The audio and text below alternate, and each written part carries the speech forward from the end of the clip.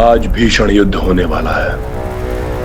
कहीं पूर्व की भांति मंदोदरी पुनः भयभीत न हो जाए।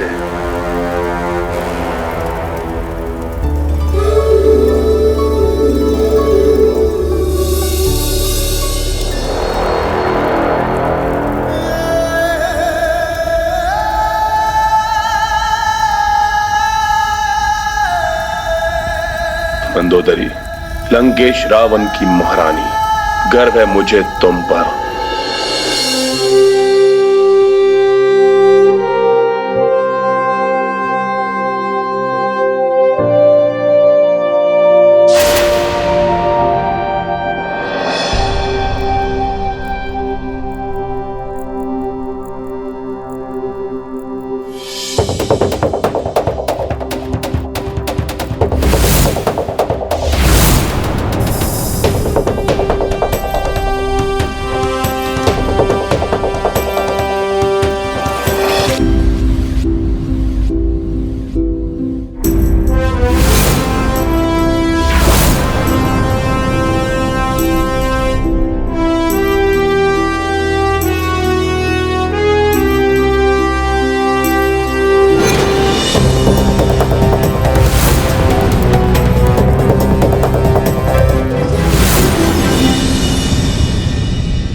प्रभु, मैं बहुत उत्साहित हूं आज। हनुमान, मुझे तो तुम्हारा उत्साह हर क्षण दिखाई देता है, फिर आज ऐसा क्या विशेष है? विशेष है ना प्रभु। आज गुरुदेव सूर्यदेव का आशीर्वाद जो प्राप्त हो गया है आपको। आज उस राक्षस राज रावण को भी ज्ञात हो जाएगा कि सूर्यवंशी शक्ति क्या होती है।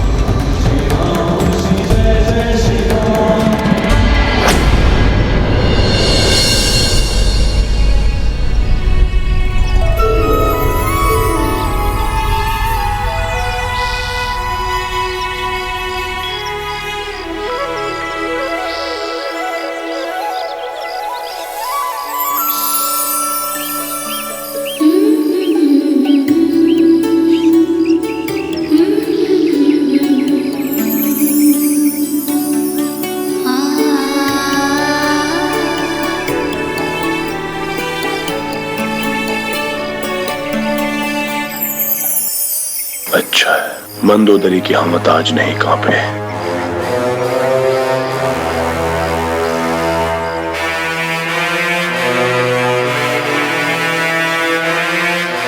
मंदोदरी, आपका मेरे प्रति यह विश्वास मुझे संबल प्रदान करता है। युद्ध भूमि में जाने से पूर्व मैं आपको अपनी भुजाओं में लेकर आलिंगन करना चाहता हूं।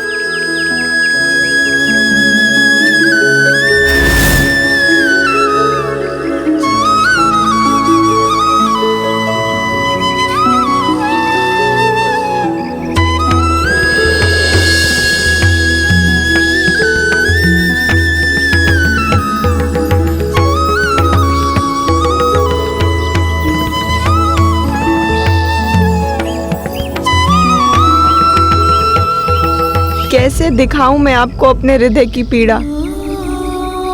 एक भीषण झंझावात है, हर क्षण झंझोड़ रहा है मुझे। ये आलिंगन प्रतीत हो रहा है जैसे वर्षों पूर्व का समय लौट आया हो। हे विधाता, ये समय यहीं रुक जाए, मैं आपके हृदय के सदैव समीप रहूं। मंदोदरी, आज तो मुझे भी ऐसा प्रतीत हो रहा है कि तुम ऐसे ही हृदय से लगाए रखो। एक नवीन ऊर्जा का संचार हो रहा है तुम्हारे इस आलिंगन से। तो लगाए रखिए मुझे हृदय से, मत जाइए रणभूमि में। लौटा दीजिए सीता को, लौटा दीजिए सीता को, लौटा दीजिए सीता को, लौटा दीजिए सीता को।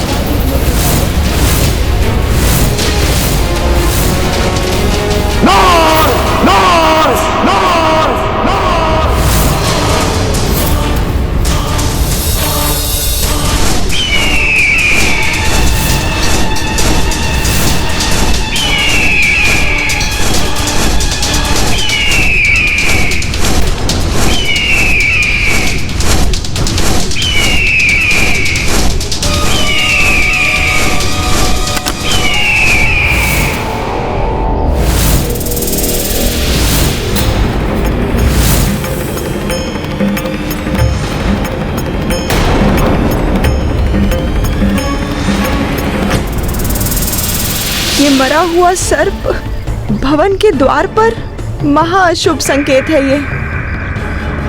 अब तक तो किसी प्रकार अपने भय को अपने हृदय में दबाए रही, साहस के साथ मुस्कुराने का दिखावा करती रही, किंतु अब यदि मैं टूट गई तो नहीं, कितने भी अशुभ संकेत दिखाई दे, मैं अपने भय को अपने मुखड़े पर नहीं आने दूंगी।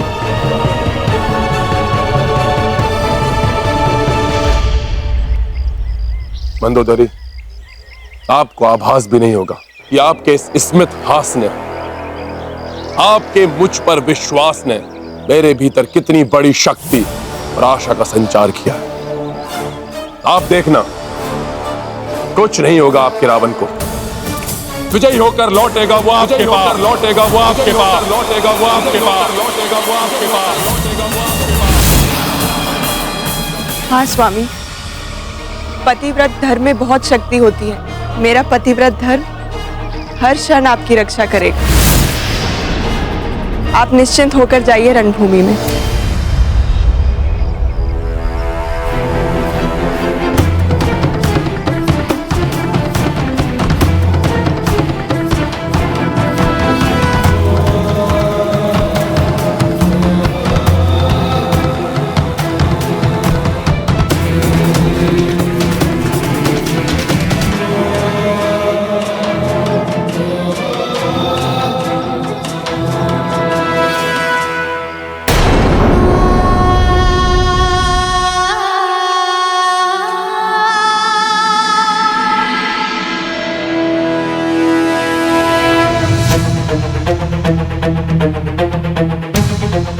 आज भी प्रभु एकाकी ही युद्ध करेंगे, अतः आज वो मुझे पुनः अपने रथ का स्थान देंगे।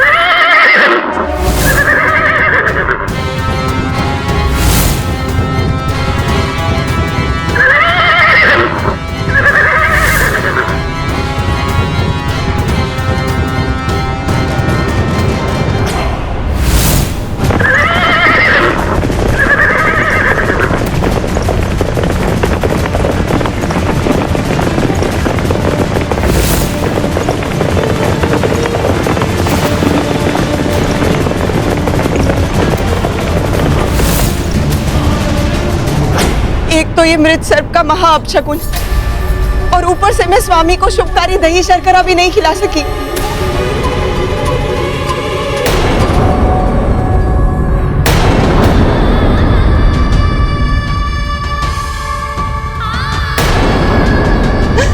इतनी बड़ी भूल कैसे हो गई मुझसे? अपने धर्म से कैसे चूक गई मैं?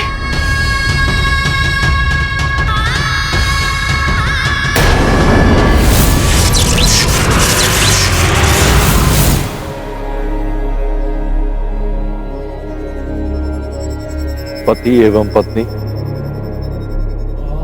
एक दूसरे के अर्धांग कहे जाते हैं। दोनों को एक दूसरे के सानिध्य में ही सुख एवं शांति मिलती है।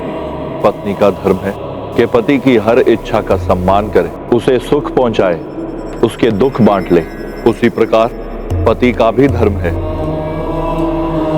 कि पत्नी की इच्छाओं का आदर करे, उसके दुख बांटकर उसे सुख पहुंचाए।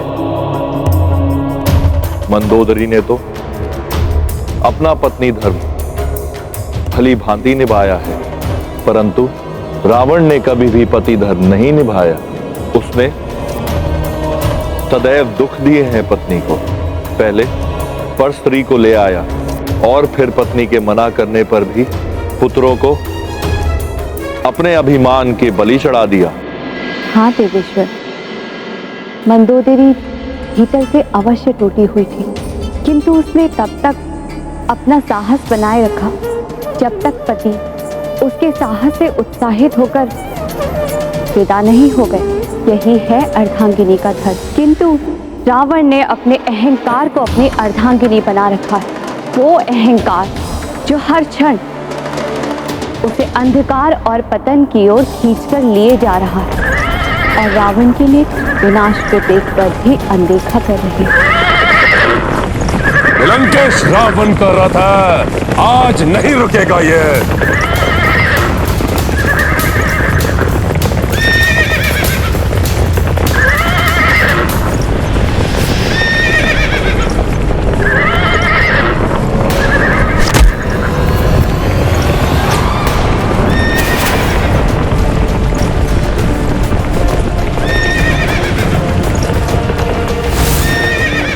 एक वृद्ध को देखकर भी तुमने अपने रथ की गति कम नहीं की दुष्ट। इस वृद्ध की हाय लगेगी तुम्हें। आज के बाद तो इस रथ पर चढ़ने के योग्य ही नहीं बचेगा, नहीं बचेगा।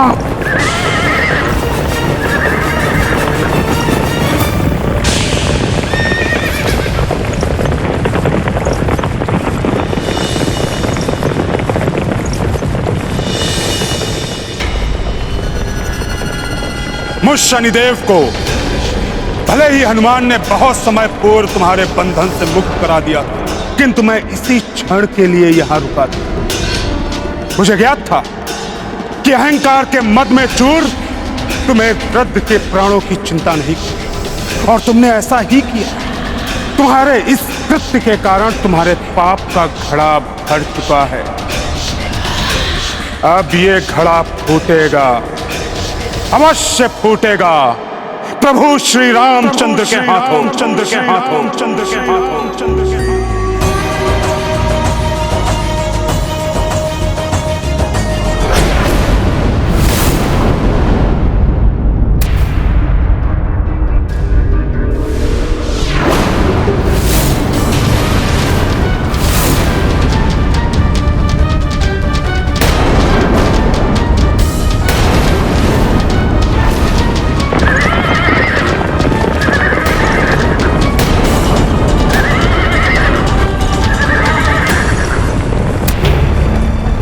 ये आकाश से कैसी ध्वनि आती हुई सुनाई दे रही है, जबकि रावण के रथ की गड़गड़ाहट तो लंका के द्वार से आ रही है। अवश्य ही आकाश से कोई आपदा आने वाली है।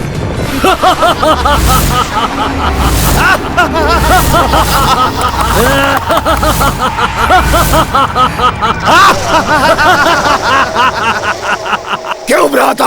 हाँ भ्राता, भ्राता विंधुनमाली, अब समय आ गया है। हाँ भ्राता उग्र दृष्टम, तुम्हारी दृष्टि की उग्रता दिखाने का समय आ गया है। अब तक तो हम इस युद्ध से विलग रहे, किंतु अब लंकेश एकाकी पड़ गए हैं। जो कि धरती पर अब कोई भी असुर लंकेश की सहायता के लिए शेष नहीं बचा। लंकेश ने हमें आकाश का स्वामी बनाया था। अब समय आ गया है कि संकट की इस घड़ी में हम लंकेश का साथ दें। और हमें वरदान प्राप्त है, अगर हमने लंका की धरती पर पांव रख दिए तो हम अजय हो जाएंगे, फिर कोई भी हमारा अहित नहीं कर सकेगा। क्यों भ्राता? हाँ भ्राता, इसलिए सर्वप्रथम हमें लंका की धरती को स्पर्श करना है। फिर हम युद्ध में लंकेश की सहायता भली भांति कर सकेंगे।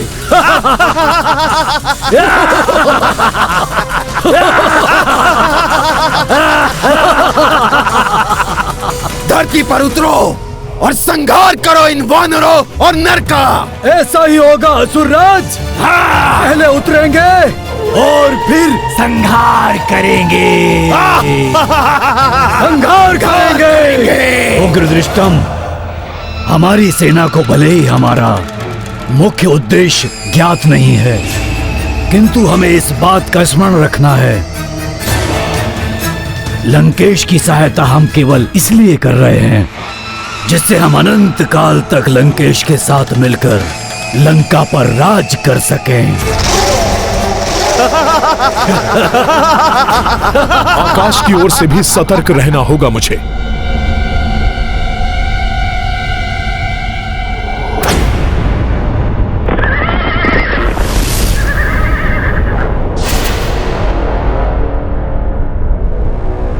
मुख्य द्वार।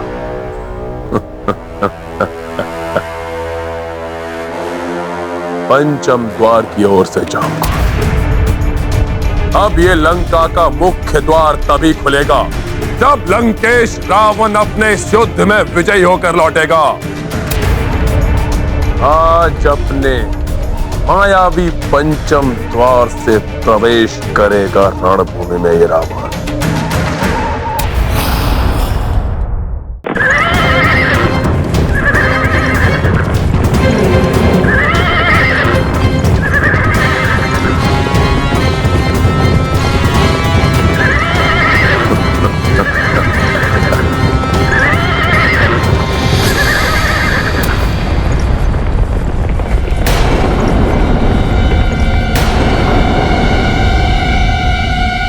अकस्मात ये कैसी शांति छा गई?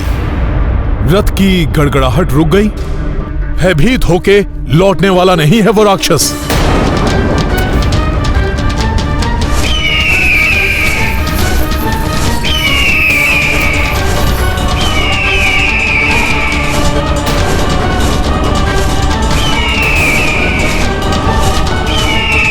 ये आकाश में होती हुई विचित्र सी हलचल, ये घिरता हुआ अंधकार और मंडराते हुए हिंसक पक्षी,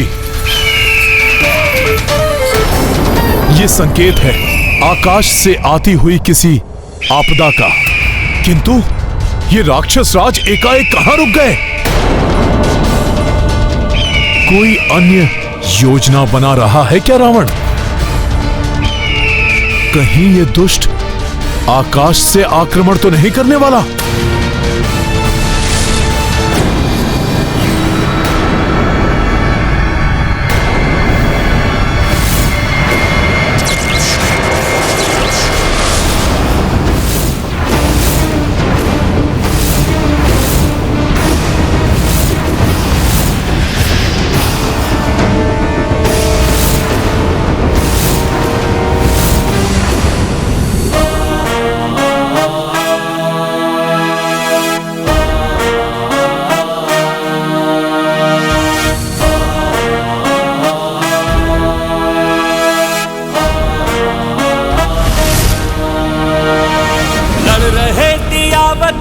कौन है किसी से कम, शक्तियां महान सब प्रयुक्त हैं। रहे दिया वतन, कौन है किसी से कम, शक्तियां महान सब प्रयुक्त है। धर्म का धर्म से, सत्य का असत्य से, नीति का अनीति से ये युद्ध है। नीति का अनीति से ये युद्ध है। कितनी भी माया दर्शा ले ये रावण, किंतु प्रभु आज आपके हाथों इस दुष्ट का अंत निश्चित है।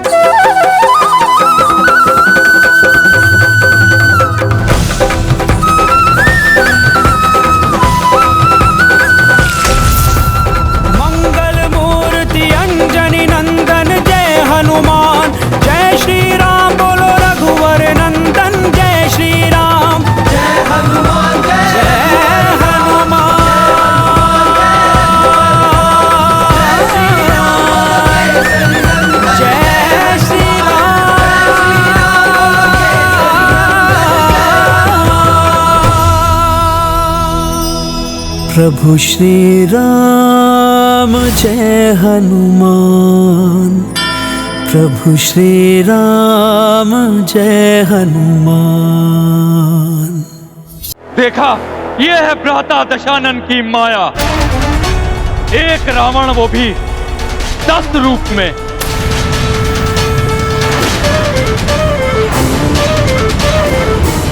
मुझे ज्ञात था भ्राता रावण आज युद्ध भूमि में अपनी पूर्ण शक्ति लगा देंगे। यूं भी कह सकते हैं कि आज 10 रावण के समान शक्ति वाले रावण से युद्ध होगा प्रभु श्री राम का।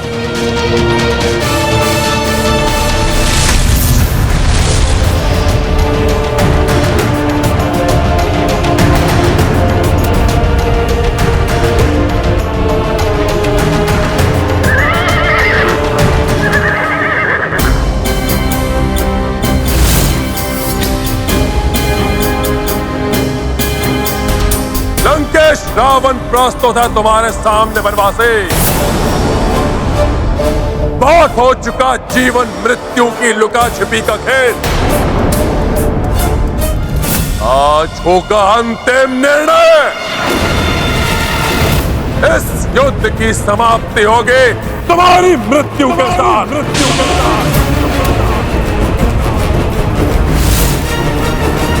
रावण, अवश्य ही ये युद्ध आज समाप्त होगा। निर्णायक युद्ध होने वाला है आज, और निर्णय होगा धर्म की विजय का। मिटोगे तुम और तुम्हारा अधर्म का साम्राज्य।